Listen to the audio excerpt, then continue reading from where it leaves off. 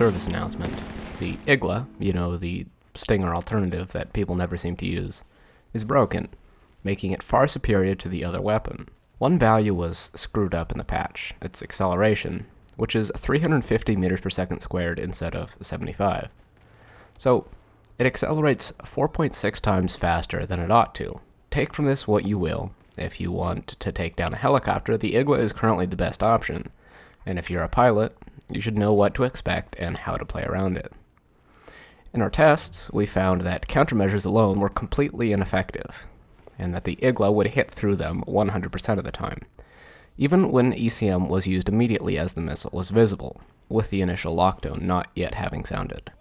Well, yeah, you might want to activate ECM really early because the Igla acceleration is completely fucked up.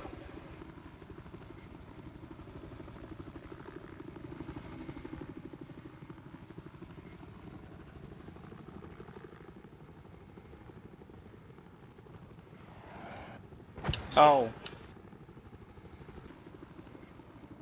Okay, now I can survive it. Ready? That was bad reaction time.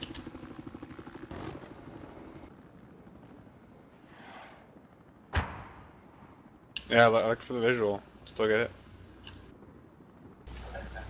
Okay. Ah. I think it's not about the timing, really. Only when accompanied by a dodge of some sort would the missile not hit, because it moves so fast.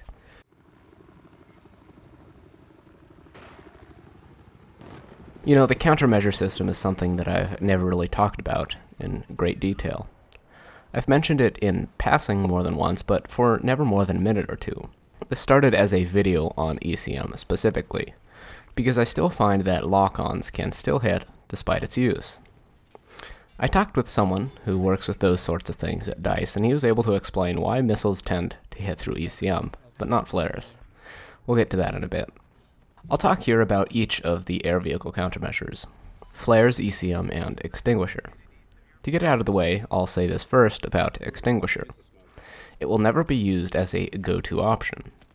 Something that can only react to damage rather than preventing it in the first place will never be more useful than something that can prevent that same damage outright, but it has only become better as a secondary countermeasure for a co-pilot or passenger to have. In the Scout helicopter, in-flight repairs are no longer effective. Yes, I phrased that correctly. I don't mean that they're less effective, I mean that they're flat out useless. The repair rate while flying is so abysmally low that it isn't much faster than automatic health regeneration. There are so many better things a passenger can be doing. Having a recon in the side seat with a PLD gives much more damage to the laser-guided missile, and actually enables it to do something significant against armor without any support from the ground, as 2 LGMs can disable a tank when designated, forcing the driver to get out and perform repairs. A support or engineer unit can use AT rockets or C4 effectively against armor, which Scout helicopter weapons cannot do. I bring this up because the inability to repair effectively while flying makes extinguisher a viable option for passengers. There have been many situations where I find myself disabled while near some sort of enemy HMG, which continues to output damage. In this case, repair support will be useless, as the HMG or even a mounted 50 cal will do more damage than can be repaired. Quick switching with a pilot and activating the extinguisher would, however, allow the helicopter to move to safer territory. The extinguisher is nothing more than a gadget to aid retreat, or for emergency situations. I would, however, say that it is probably more useful if you are seat switching with your passenger for one person to run flares and the other to run extinguisher. With the faster reload times, having dual countermeasures through seat switching, both flares and ECM, that is to say, is less useful. On top of that, flares and ECM dual countermeasures was mostly useful only when charging a helicopter with Stinger repair monkeys. And guess what? Stingers can no longer be used on side seats. Flares and ECM are going to be much more popular than the extinguisher will ever be. They prevent damage from the weapons that we see most commonly used against helicopters. It's that simple. But the differences between them are a bit more extensive than first expectations. It's common knowledge that ECM is active for a longer period of time than flares, and has a cooldown which is 5 seconds longer. But ECM is not the straight upgrade over flares that people think it to be. In jet dogfights, of course, its use is not limited to dodging missiles, but rather to remove the user's presence from enemy radar, which is why I propose that flares be given a similar function in jets only, but rather than removing all presence from radar, creating multiple false clones on it, though for a shorter period of time than ECM duration. Regardless, experienced pilots will note that flares seem to work much more consistently than ECM does.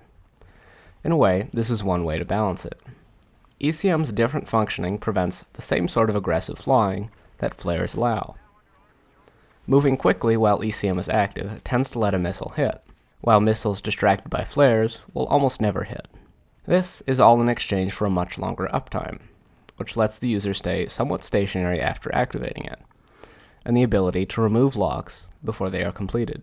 The user is almost forced to stay stationary while using ECM, at least if they expect to actually be able to dodge the missile they activated it for. Small movements in any direction won't be an issue, but large, fast movements may allow the missile to hit. This is why.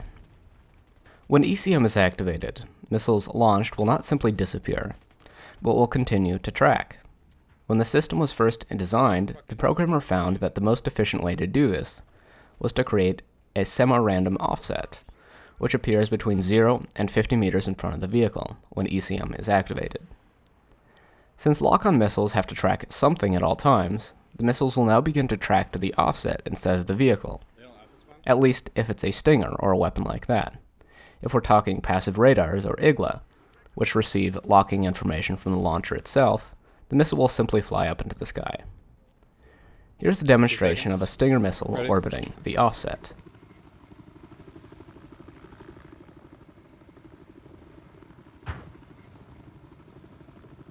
Okay.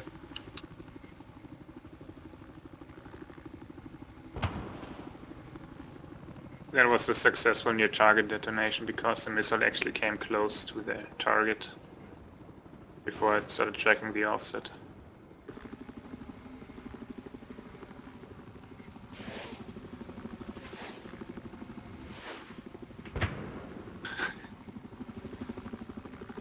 This time the missile didn't get close to the target ever, so it just expired.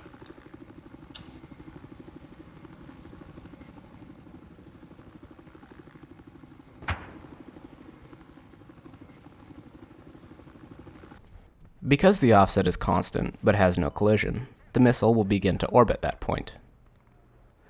Fast-moving vehicles can then inadvertently run into that point and be struck by the missile despite having used ECM, because that vehicle happened to wander into the path of the missile, rather than the missile wandering into the path of the vehicle.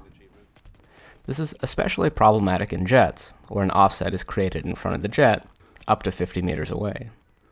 The jet can run into the missile it was supposed to have dodged, because its flight path will cross the offset. Despite all this, you can avoid the issue.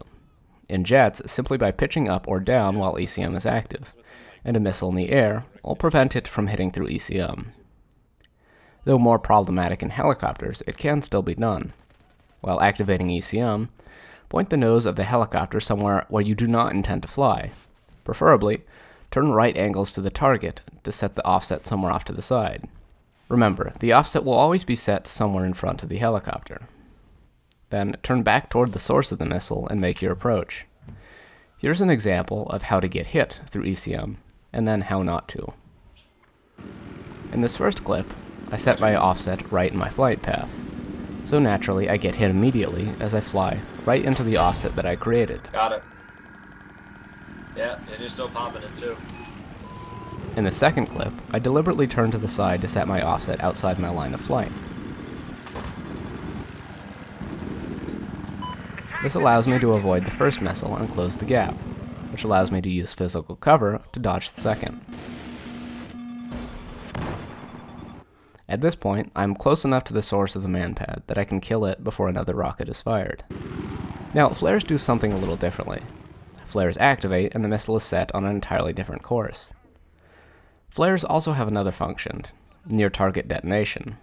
This is exactly what you think it is. If flares, or ECM, is active, and the missile is close to the target, it will simply explode. Unlike manpads in real life, a missile exploding outside the helicopter is completely harmless. Flares tend to cause near-target detonation more frequently than ECM, as the former simply breaks missile tracking. As a final point, I should mention that both flares and ECM can be defeated if they are activated too late. The missile will not break its own turn radius to avoid your helicopter, so if the countermeasures are activated while the missile is very close, it will still hit regardless. So to conclude, flares can be seen as a more reliable version of ECM that, in exchange for more reliability, requires the user to immediately disengage from combat. ECM's notable flaws can be mitigated somewhat by careful application, but it will never achieve 100% efficacy. It's an important trade-off to consider. I can bring another scout helicopter from 100 health to 0 during the time frame that ECM prevents locks, but I'm unable to do nearly enough damage to net a kill during the times that flares are active. Ultimately, I'd prefer to take a hit in reliability, which I can mitigate to some extent, than be forced to the slightly more defensive playstyle that flares require. I hope you enjoyed the video, and I hope you stay around for other ones coming in the future.